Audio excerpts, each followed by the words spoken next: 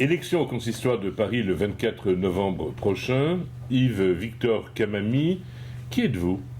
Eh bien, ma famille est juive tunisienne et à partir de 1992, comme en fait j'avais une famille surtout traditionnaliste, j'ai eu envie de faire teshuva et de ne plus travailler le samedi, de fréquenter plus régulièrement la synagogue de Chassoulba où j'ai fait ma bar mitzvah et je me suis marié.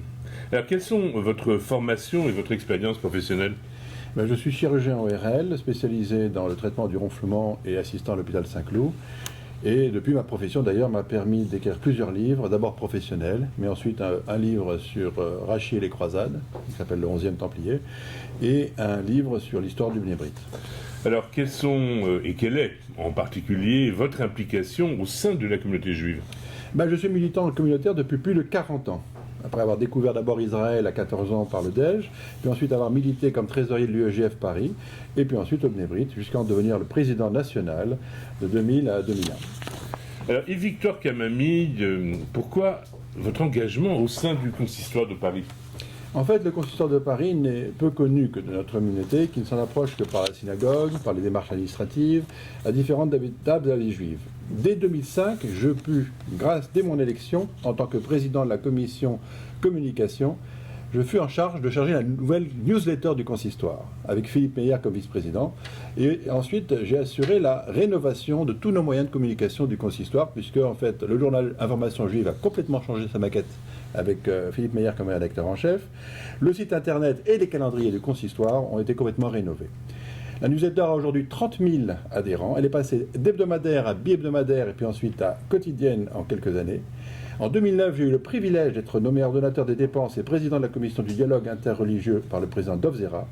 Mais par la suite, je n'ai plus les moyens d'assurer pleinement mes fonctions pour lesquelles j'avais été élu, du fait de divergences de vues avec le président suivant. Alors j'imagine que la question qui va suivre est la conséquence naturelle de la précédente. Pourquoi avez-vous décidé de rejoindre le regroupement Tous Ensemble ? Bien parce qu'en fait, il y a 4 personnes précédemment élues avec Joël Magui qui ont rejoint ce gros regroupement et qui en fait aujourd'hui se représentent la compétence. La compétence, c'est-à-dire que sur tous les plans, professionnels et personnels, que nous pouvons mettre dans tous les candidats de Tous Ensemble au service de notre communauté. Après l'élection du 24 novembre, on devra être capable d'administrer au mieux de nos compétences le consistoire, d'attaquer aux problèmes financiers qu'il traverse, qui sont graves, grâce à une nouvelle gouvernance mieux formée, à une gestion d'administration de véritables services publics communautaires, en connaissance de cause. Car aujourd'hui, 8 sur les 14 membres de Tous Ensemble sont chômeurs Shabbat, et Dov Zera, qui coordonne notre projet par sa formation d'énarque, toutes les fonctions qu'il a occupées dans la haute administration, allient la compétence, la hauteur de vue, le désintéressement, l'amour de notre communauté, pour mieux mener à bien les réformes indispensables. Alors on va rentrer dans le cœur du sujet. Quel est le programme que vous proposez ? Le programme que nous proposons tous ensemble est un programme d'action en 10 points, qui a déjà fait l'objet d'une certaine diffusion par tract dans la communauté, mais que vous pouvez retrouver sur le site tousensemble.fr. Je ne peux pas tous les citer dans cette émission, nous n'avons pas eu de temps, mais il faut savoir que le conseil d'administration doit redevenir démocratique, retrouver son véritable rôle de gestion, de représentation de l'institution, avec des décisions prises de manière collégiale, mais transparente, avec efficacité et en harmonie. Je veux traduire mon amour de la communauté juive par plus d'union et de shalom avec les autres institutions et organisations juives, pour nous défendre, et défendre Israël plus efficacement.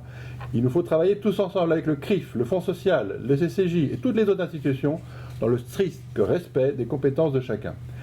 Le retour du consistoire au sein du CRIF devra permettre cette coordination.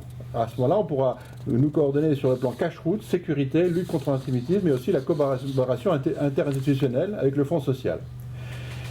Il faut savoir aussi en douceur pour le retour du consistoire au sein du CRIF, parce que le message sera plus unitaire vis-à-vis des pouvoirs publics, plus fort pour la communauté juive.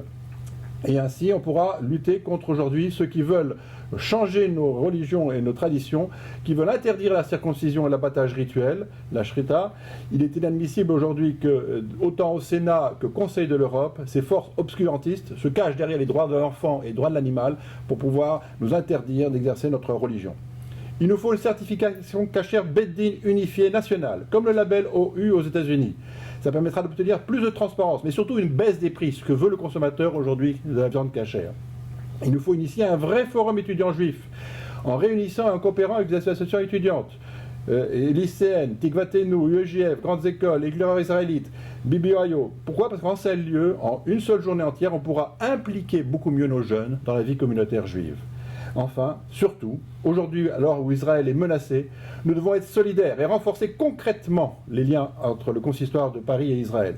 Tous ensemble, proposons de mettre en route une commission Israël, une antenne du consistoire de Paris en Israël, enseigner l'hébreu moderne et biblique dans les synagogues, avec des méthodes modernes et accessibles au plus grand nombre. Alors, Yves-Victor Kamami, un mot de conclusion. Après 8 ans au service de la communauté juive, en tant qu'administrateur du consistoire, j'ai appris à aimer cette vieille dame de 200 ans, qui sera d'autant plus efficace qu'elle travaillera dans l'union et le shalom avec les autres institutions. J'appelle donc tous nos auditeurs à se déplacer en masse pour aller voter le dimanche 24 novembre dans vos synagogues, car votre voix compte. Si, comme nous, vous souhaitez que le consistoire soit synonyme de dévouement, de motivation, de compétence, d'humilité, nous devons tous ensemble avec Dozera pour remettre le consistoire de Paris au cœur de cette émission. Quant à moi, Yves-Victor Kamami, parce que j'aime notre communauté dans toute sa diversité, je mettrai tout mon cœur et toute mon énergie au sein d'un conseil d'administration renouvelé afin de servir le consistoire de Paris. Yves-Victor Kamami, merci.